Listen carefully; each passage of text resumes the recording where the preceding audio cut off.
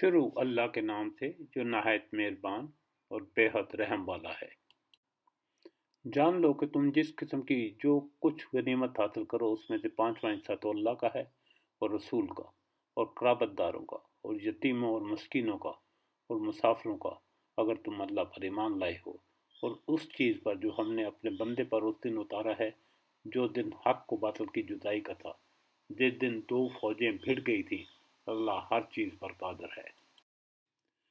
جبکہ تم پاس والے کنارے پر تھے اور وہ دور والے پر، اور قافلہ تم سے نیچے تھا۔ اگر تم آپس میں وعدے کرتے تو یقیناً تم وقت معین پر پہنچنے میں مختلف ہو جاتے، لیکن اللہ کو تو ایک کام کر ہی ڈالنا تھا جو مقرر ہو چکا تھا،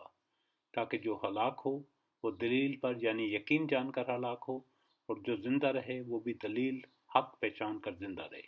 بے شک اللہ بہت سننے والا، خوب جاننے والا ہے۔ جبکہ اللہ تعالیٰ نے تجھے تیرے خواب میں ان کی تعداد کم دکھائی، اگر ان کی زیادہ دکھاتا تو تم بزدل ہو جاتے اور اس کام کے بارے میں آپس میں اختلاف کرتے، لیکن اللہ تعالیٰ نے بچا لیا، وہ دلوں کے بھیدوں سے خوب آگاہ ہے۔ جبکہ اس نے بوقت ملاقات انہیں تمہاری نگاہوں میں بہت کم دکھائے اور تمہیں ان کی نگاہوں میں کم دکھائے، تاکہ اللہ تعالیٰ اس کام کو انجام تک پہنچا دے جو کرنا ہی تھا، اور سب کام اللہ ہی کی طرف پھیرے جاتے ہیں۔ اے ایمان والو، جب تم کسی مخالف فوج سے بھڑ جاؤ تو ثابت قدم رہو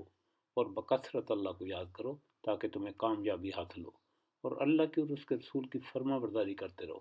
آپس میں اختلاف نہ کرو ورنہ بزدل ہو جاؤ گے اور تمہاری ہوا اکھڑ جائے گی، اور صبر و سہارا رکھو، یقیناً اللہ تعالیٰ صبر کرنے والوں کے ساتھ ہے۔